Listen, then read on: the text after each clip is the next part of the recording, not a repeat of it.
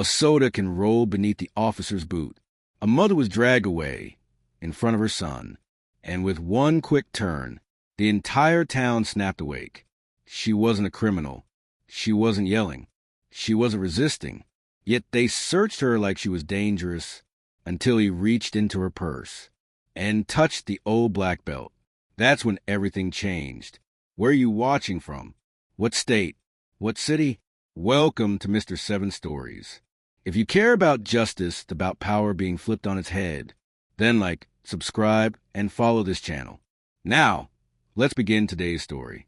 It was a late December afternoon. The sun slanted low, casting golden light across the rooftops, where Christmas lights had just begun to flicker across Fairhaven, a quiet town where nothing unusual ever seemed to happen. But that day, something did. And at the center of it all was Keira Langston. At 39, Keira wasn't someone who stood out. She didn't appear on local TV.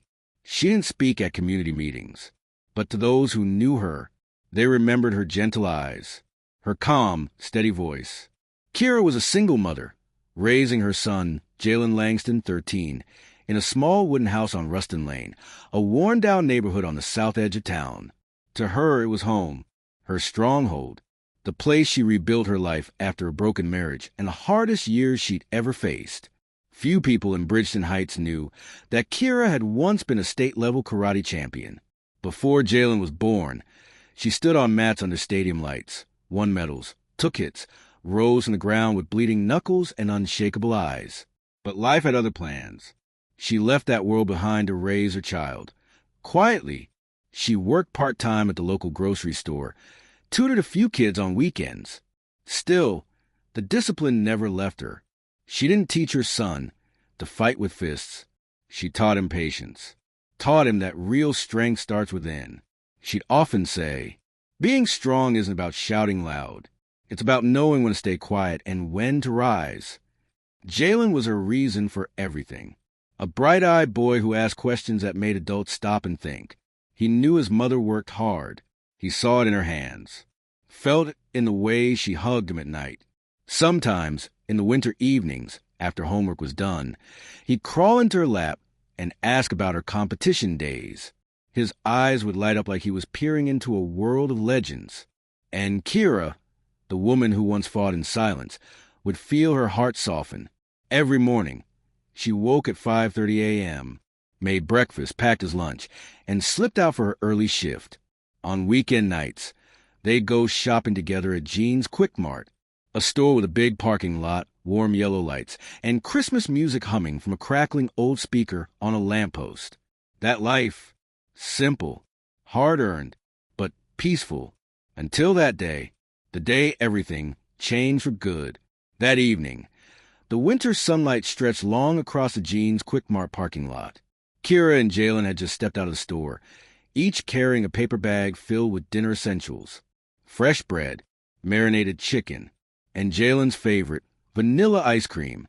The air smelled faintly of pine from the Christmas stand nearby, blended with wind chimes and a soft version of Silent Night, crackling from the overhead speaker.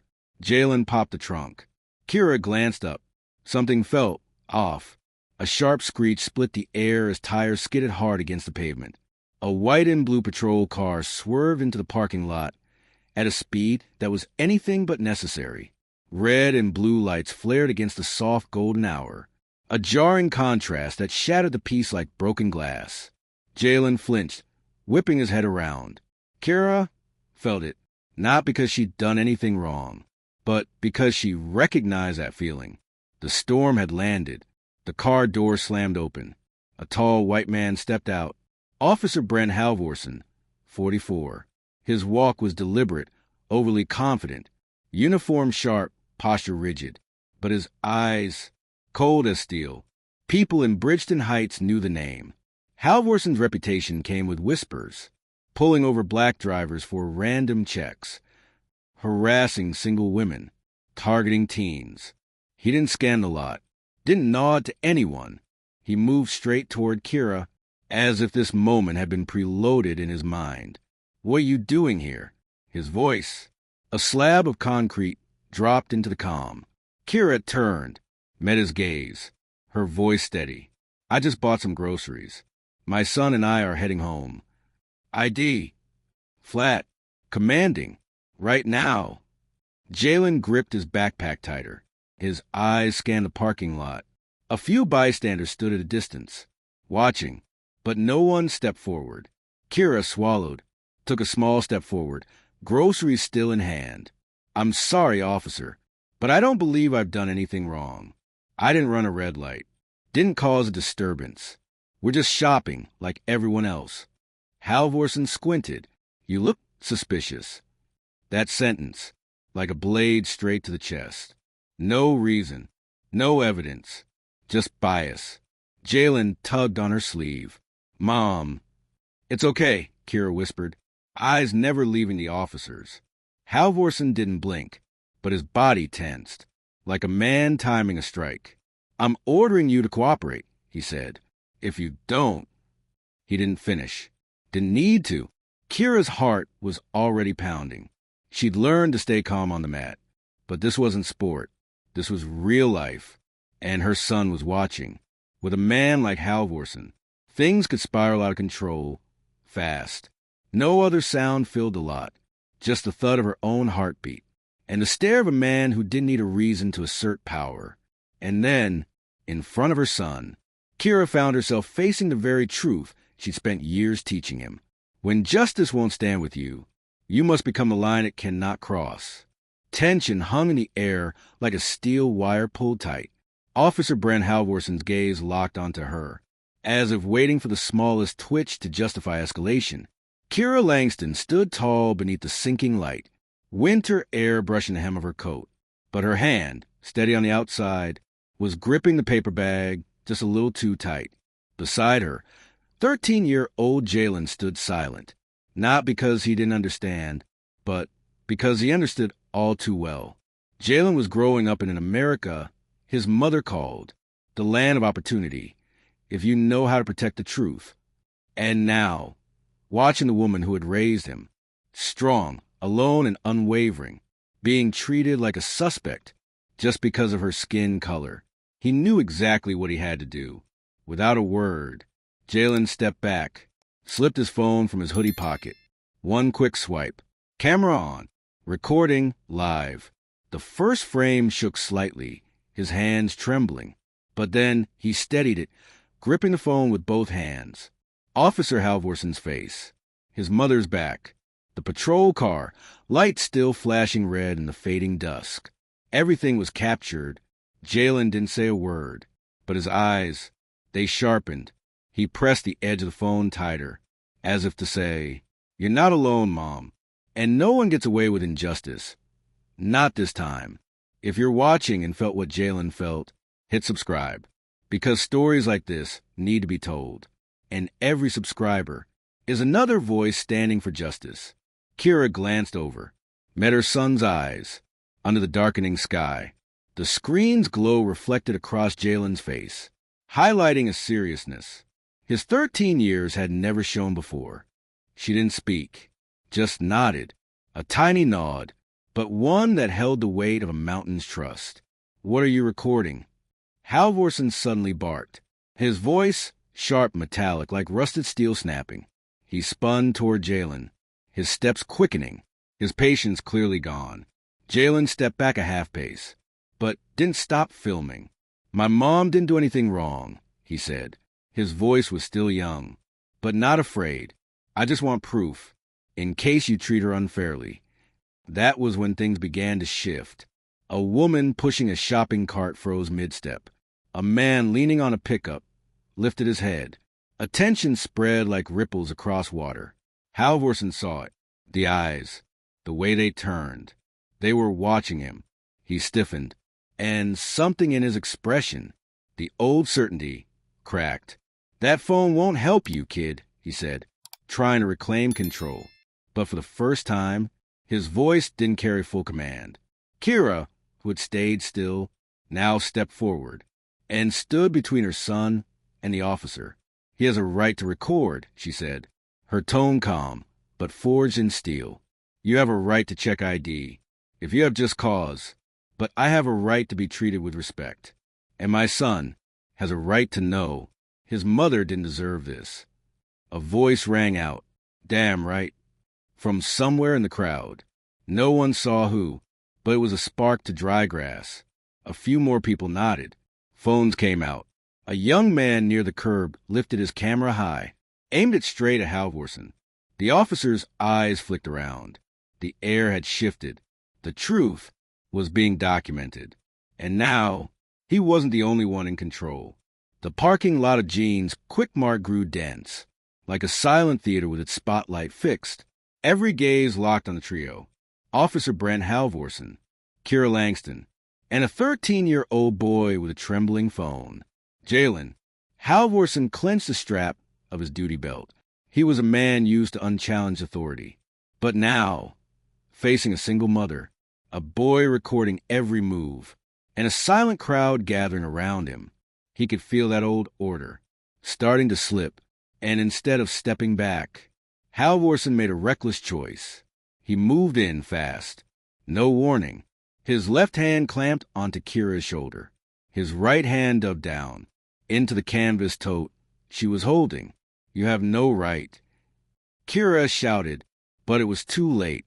His rough fingers had already shoved inside, searching through it like she was a criminal. "Don't touch my mom," Jaylen cried out.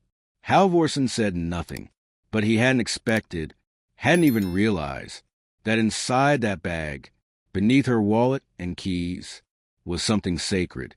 A black karate belt, old, worn, rolled tightly inside a cloth wrap. A symbol Keira always carried. A quiet reminder of who she once was. To be searched like that, to have that touched. Keira stepped back, then turned. And in that turn, everything changed. Her eyes, no longer soft. "You just made a big mistake," she said softly, her voice calm. But the shift in the air was unmistakable. Halvorsen reached to grab her arm, to restrain her. But Keira moved, quick, clean, like a spring uncoiled from concrete. Her left hand slipped under his elbow, lifted gently, precisely, targeting the weak point. Halvorsen stumbled, his body off balance. The move was smooth, almost beautiful. A voice in the crowd blurted, "Whoa!" The phones buzzed louder. And then, something unexpected. A soda can, from a nearby shopping cart, tipped off the edge, fizzing, rolling, straight toward Halvorsen. A 5-year-old girl, unaware of the tension, had nudged the cart while her mother, phone raised, was recording. The can hit the asphalt, exploded, spraying foam right onto the officer's leg. A sharp hiss filled the air. It sounded like the universe laughing, mocking the arrogance of power. And just like that, Halvorsen lost his footing. He staggered, fought for balance, but slipped, dropped to his right knee, right in front of 5 raised phones. All recording. A police officer on one knee, still reaching for a woman's bag. He had no right to touch. Keira stood tall, didn't approach, didn't strike. She didn't need to. The town had seen it all. Jaylen, still holding his phone, opened his mouth, then closed it. Instead, he nodded, eyes wide with pride. His mother, who once told him that karate wasn't for fighting, but for ending fear, had just proved it in front of everyone. Halvorsen pushed himself back up, his face red, from embarrassment, from rage. He glared at Keira. "You just assaulted an officer in the line of duty," he hissed. Keira didn't back down. "No," she said, each word sharp and clear. "I just stopped a man from abusing his power, right in front of my son." And in that moment, without throwing a punch, without raising her voice, Keira made a police officer pause, and made a community pay attention. And this was just the beginning. The hiss of the soda can still echoed somewhere in the Jean's Quick Mart parking lot, a mocking soundtrack beneath the tension. Officer Brent Halvorsen staggered to his feet, his pant legs soaked, his eyes burning with shame. Around him, at least 10 people now had their phones out, cameras lit, hands trembling, but eyes steady. Keira Langston stood her ground. She wasn't tall, but her spine was straight, like oak rooted in the middle of a storm. Her hands rested at her sides. Calm, but everyone could see it. If Halvorsen took one more step, she'd know exactly what to do. And Halvorsen made the wrong choice. Humiliated, seething, he yanked the baton from his belt. Cold steel flashed in the dying sunlight. "You think I'm letting this slide?" he growled. "Mom!" Jaylen shouted. But Keira had already seen it coming. Half a second later, the baton sliced the air like a steel serpent. Halvorsen swung it from overhead. A strike meant to dominate, to intimidate. Keira didn't flinch. She didn't need to. She shifted left, dropped her hips, movement so fluid it felt rehearsed by instinct. The baton missed, whistled past her shoulder, overextended. In that opening, Keira rotated her hips, raised her arm, and flicked the back of her hand against the officer's wrist. Just enough force, just the right angle. The weapon fell. Clack! Metal on concrete. A crisp, perfect note, like the shattering of an illusion. The crowd erupted. She deflected it. "Keep filming. Don't miss this part.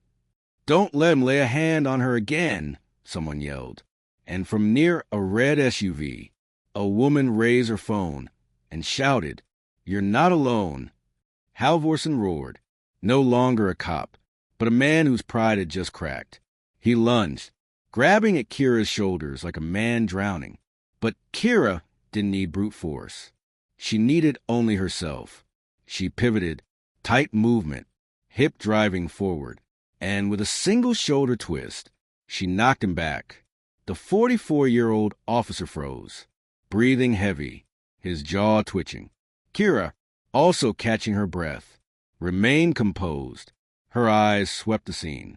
Phones, everywhere.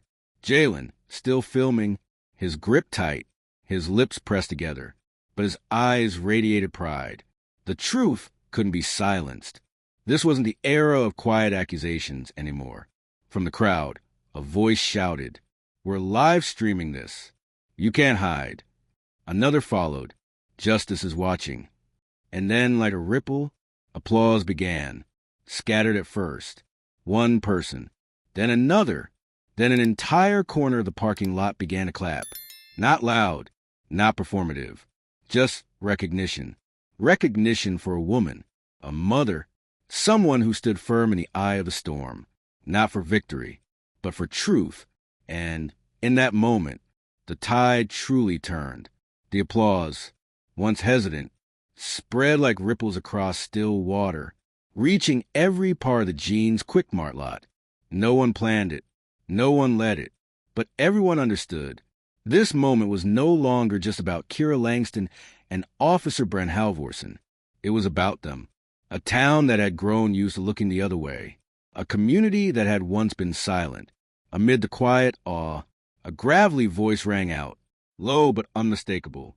"Maybe I've been wrong." Heads turned. It was Vernon Vern Blake, 65 years old, silver hair cropped close, wearing a weathered denim jacket, holding a small paper bag of sweet rolls. He stood beside an old Ford pickup, his face deeply lined, but his eyes changed. He was the one who used to say, "Cops are always right," the one who called young people filming disrespectful. But now, those same eyes had seen something else. A woman illegally searched, a mother shielding her son, and an officer unraveling. "I grew up believing the police were here to protect us," Vern said slowly. "But what I just saw, that ain't protection." People nodded.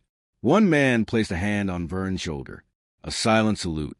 Then, from the edge of the lot, a woman stepped forward, quick strides, hair tied back, dark brown jacket against the fading sky. It was Janelle Monroe, 41, Keira's neighbor from Ruston Lane. She walked with purpose, cutting through the crowd, and stopped directly in front of Officer Halvorsen. "You need to stop, right now," she said, voice ringing like a bronze bell. "We're done being quiet. Not for this." Halvorsen flinched, still gripping the baton, but it no longer had a reason to rise.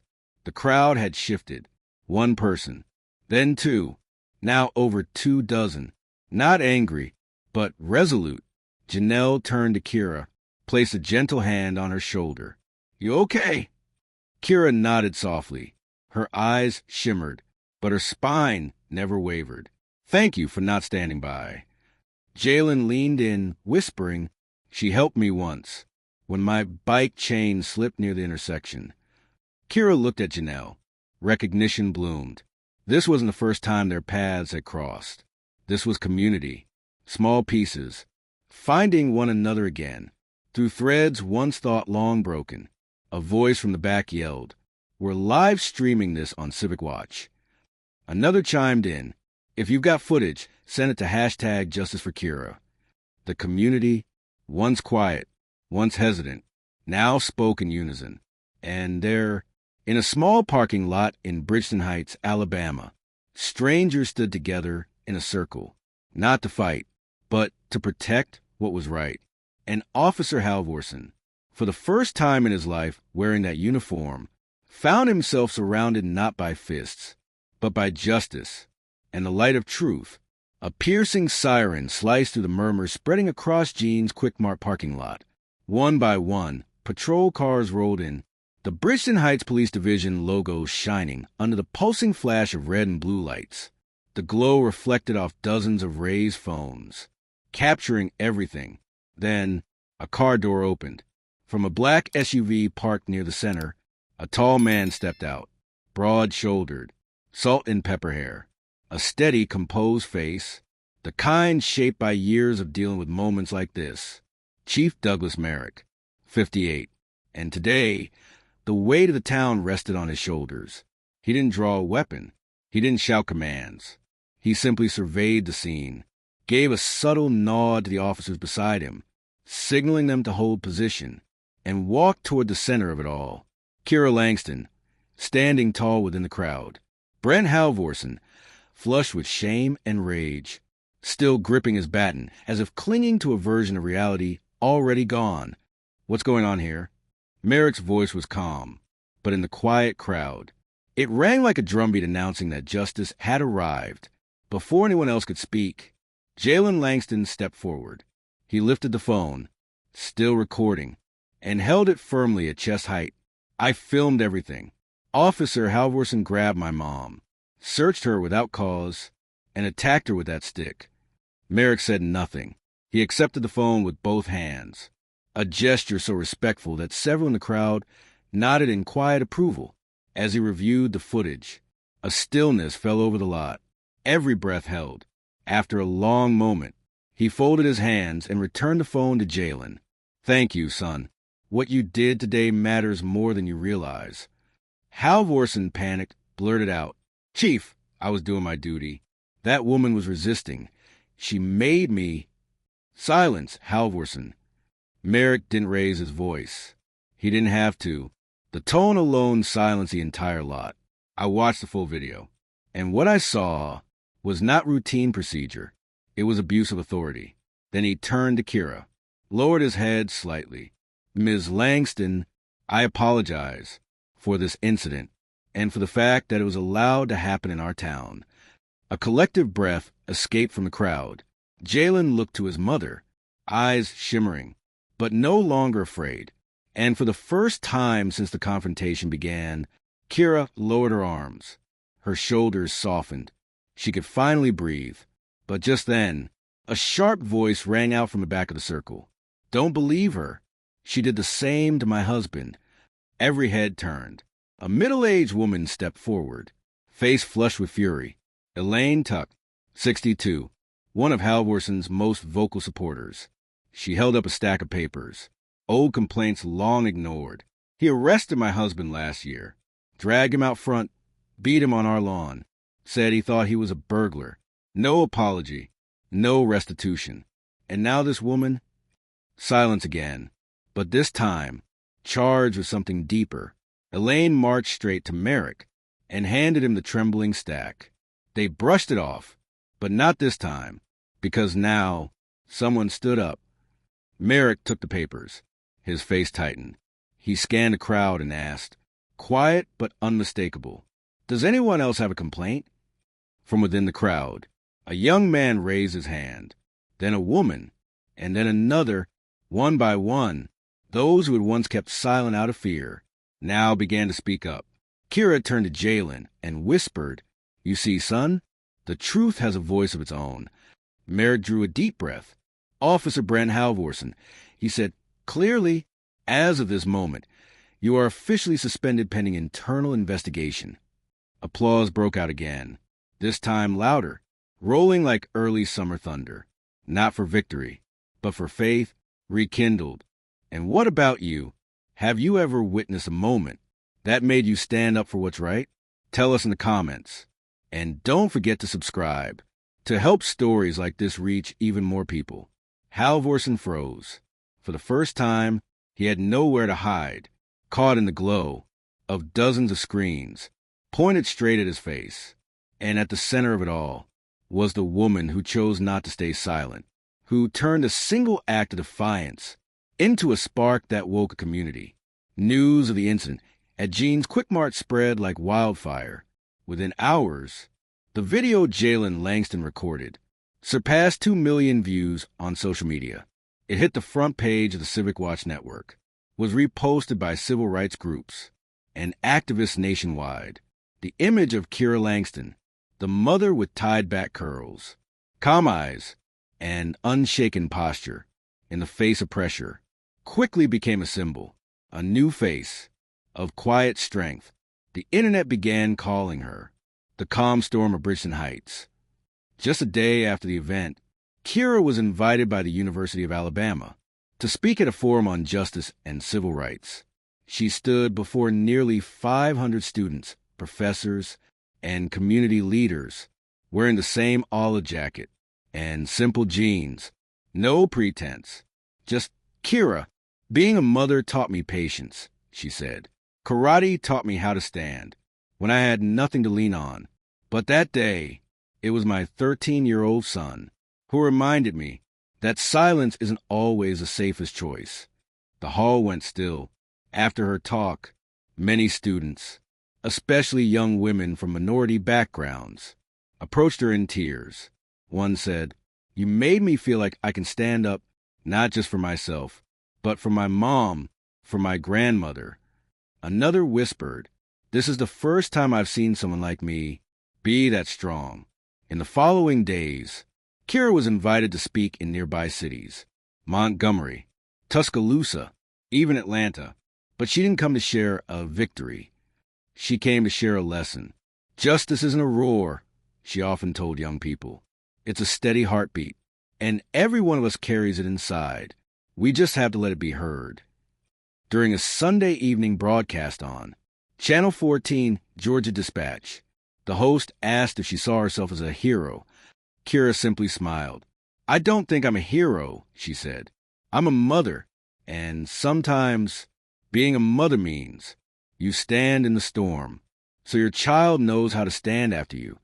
And maybe, just maybe, it wasn't the kick or the defiant eyes that people would remember most, but that quiet simplicity, the woman who turned an ordinary grocery run into a wake-up call for an entire nation."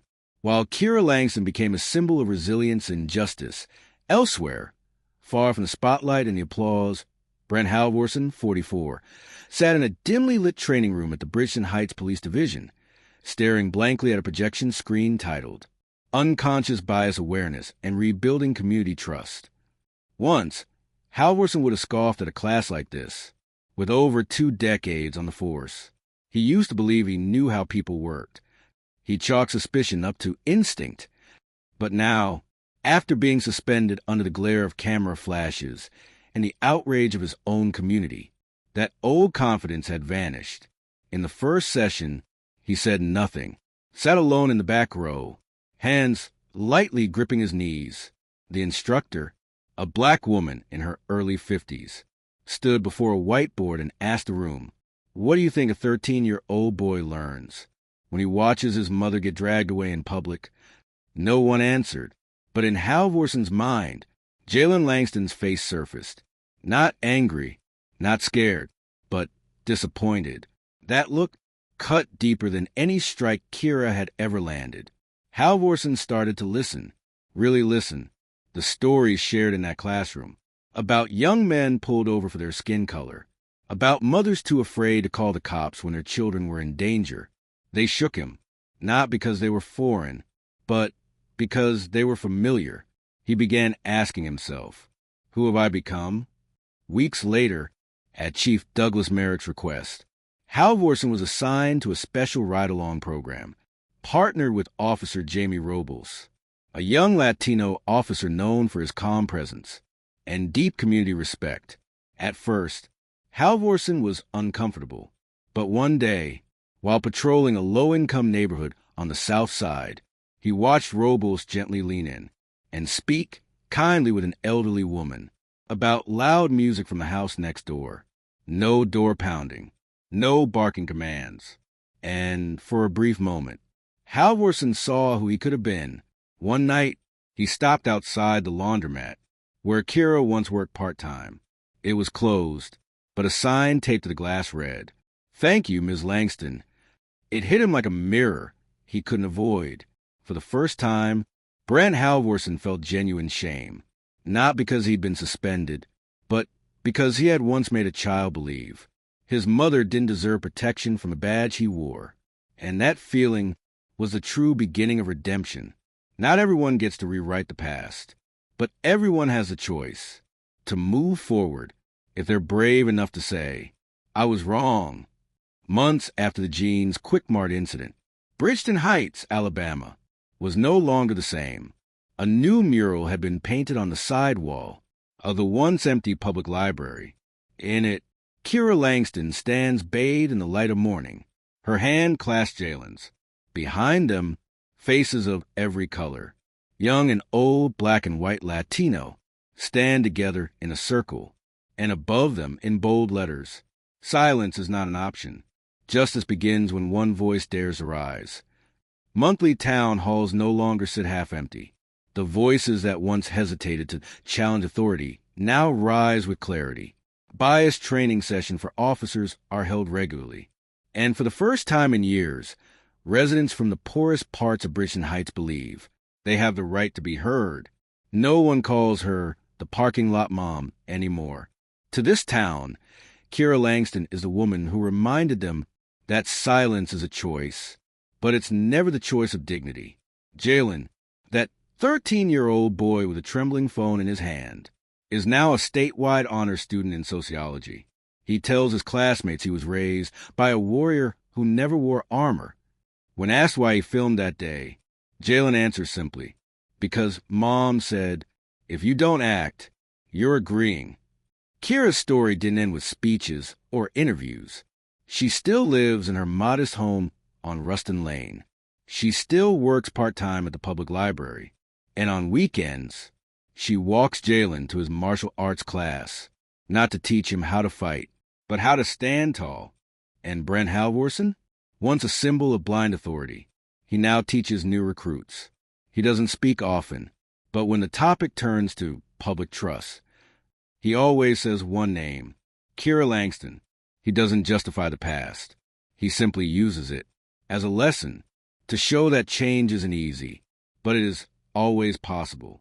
This story, which began with a bag of groceries and a bias patrol, is now part of nationwide ethics workshops. It's been added to nonviolent resistance training. It's studied, debated, and remembered.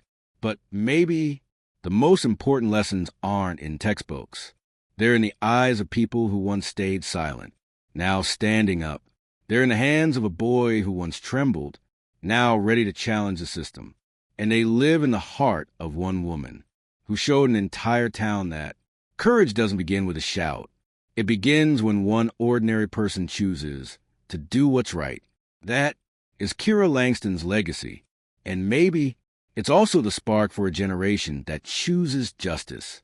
With every action, every word, and every time their eyes meet a strangers in the world, they now dare to change. If you believe in that kind of strength, subscribe. Because here on Mr. 7 Stories, we don't just tell stories. We awaken conscience.